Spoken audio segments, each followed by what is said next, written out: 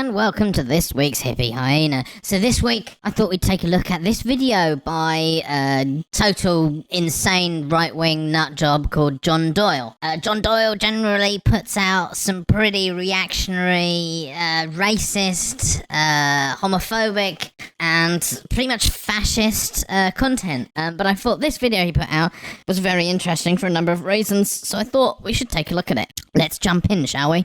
Everybody knows that this country is headed to hell in a handcart. This is not a fresh take. We've been saying this forever. And it's not that we're crying wolf. It's just that it keeps getting worse, and we're accelerating towards that point more every week. Like, we've probably got about 10 years at best to turn this thing around before there's literally nothing else we can do, which we will talk about in depth in another video soon. Just a quick reminder as to what he's talking about here when he says the world is getting worse, or the country is getting worse. What he means is that, like, Mr. Potato Head is now just a potato head, and or Dr. Seuss's racist books can't be found, or like I don't really know, or maybe he means sort of like Trump losing the election. Basically, his idea of things getting worse are ranging from completely unimportant, made-up nonsense to things getting better. Basically, he's not talking about, like, say, climate change or anything like that.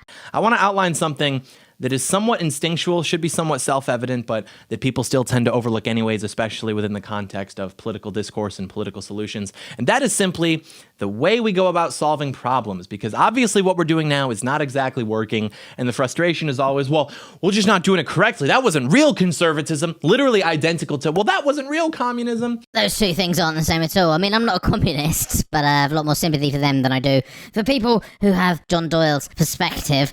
But here's the thing.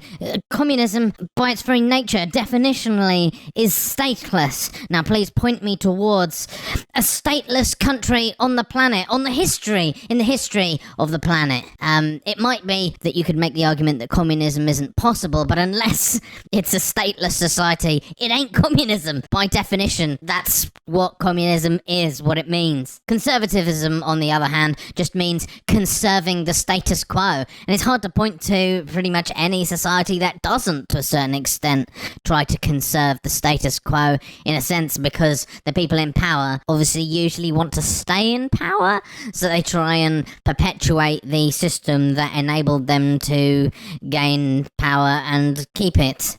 And what this neglects to take into account is simply the possibility that perhaps many of the presuppositions upon which our entire movement or ideology is built are just false, just plain wrong. And obviously, if your foundation is unstable, if it's incorrect, you're never going to get anywhere. Like, the house of cards will just keep collapsing, the same way that if you were trying to solve an equation with incorrect or inaccurate values, it just would never compute, because thinking reasonably with unreasonable or incorrect presuppositions will always lead away from the truth, obviously. And now this is probably the truest thing that John Doyle has ever said in his entire life. Of course, yes, conservatism is built on idiocy, and therefore everything that it seeks to do is permeated with this idiocy, this foundational idiocy.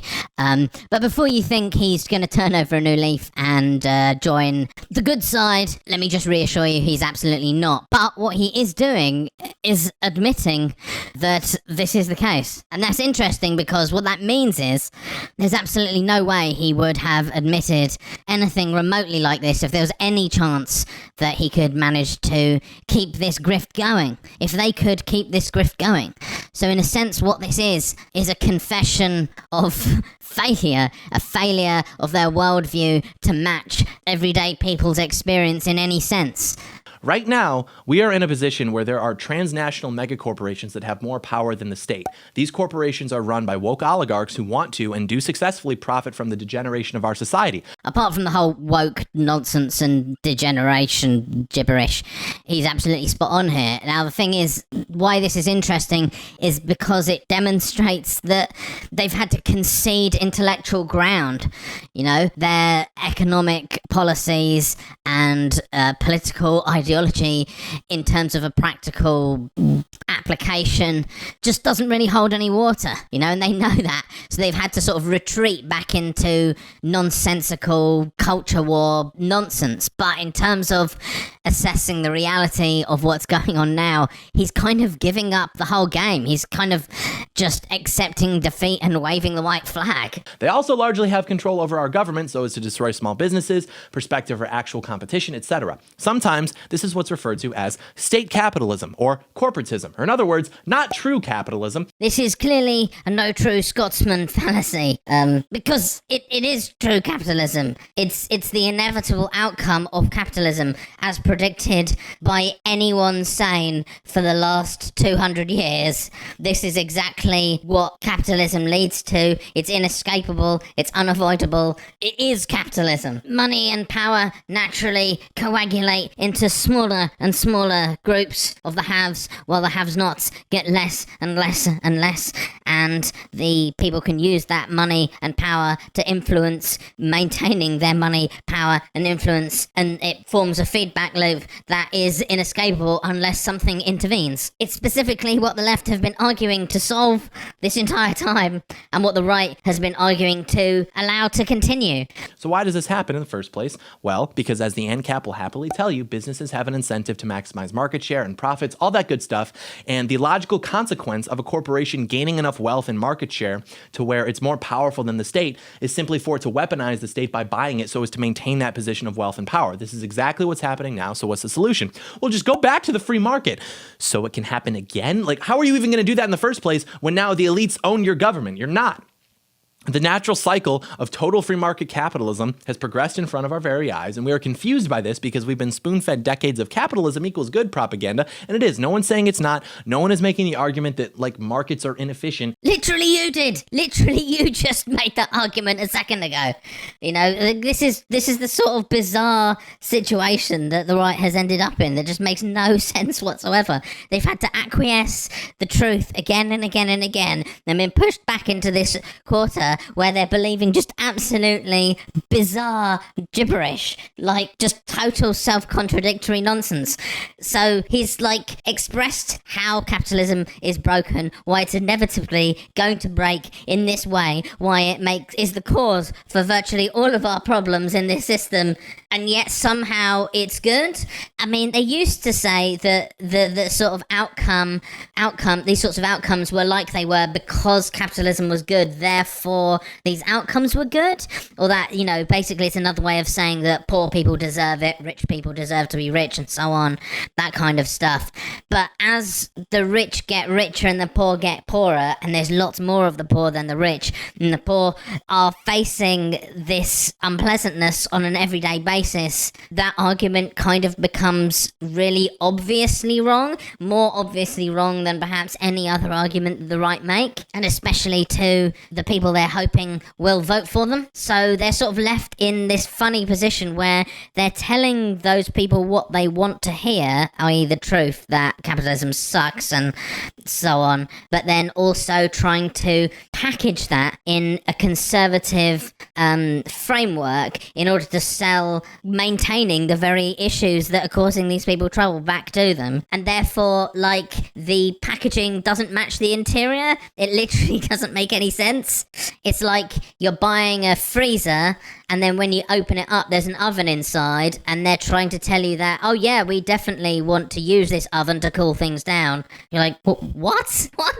This is simply an indictment of the idea of capitalism purely for capitalism's sake, of amoral markets, that because of man's flawed nature will always devolve into the current state. Plus, the state of technology, everything being so connected, everything being so centralized, this is just inevitable. Oh, well, monopolies can only be created by the state. Yeah, maybe that was true like 150 years ago. Not anymore. We're not talking about steel and rubber anymore or whatever. Like, the idea is only true in the abstract, on paper.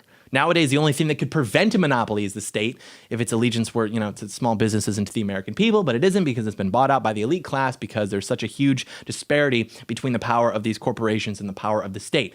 John, you cheeky little bastard. Have you been reading Marx? Is that what's happened here? You, found a sort of copy of Das Kapital, or maybe you found, Mao's little red book and you've been secretly doing some reading? Is that what's happened? So I thought all of this was, really interesting. It's really interesting that someone as far right as Doyle, who's so sort of intent on the dogma of conservatism, endlessly repeating those lies, is suddenly quoting Marx. not in so many words, but you know what I mean. It's very interesting, isn't it? It's strange. It's unexpected to hear this coming from such a mouth. And it does mean, I think, that they've had to step back from these arguments, because it's got to the point where they're just so patently absurd, you might as well be a flat earther. Maybe even worse than flat earthers. At least flat earthers are sort of entertaining.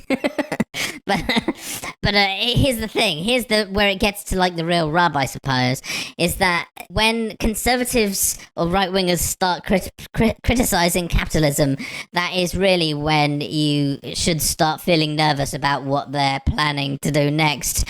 Because capitalism is just about the nicest system that conservatives could recommend, you know? It's about the kindest they get. It's all their sort of maximum kindness level is capitalism, which is pretty horrible and cruel, but it's about as good as they get. What they usually start to recommend if they turn against capitalism is straight up outright fascism. So what do? They're already writing the history books. They're communists, and they've got 70 years of global propaganda that has taught everybody from infancy that fascism is the worst thing ever. Nazis are always the bad guys. Oh boy, that's where it is. Bit of a mask-off moment there for John Doyle. Yeah, unsurprising. This is exactly what I predicted, and that's where he went. Trying to claim that in some circumstances, maybe the Nazis were the good guys. Yeah, that's not fooling anyone, mate. From Captain America to Indiana Jones, we all know that the Nazis were the bad guys, and always are, and always will be. Anyway, I hope you liked this video, got something out of it, found it funny, found it weird, found it interesting.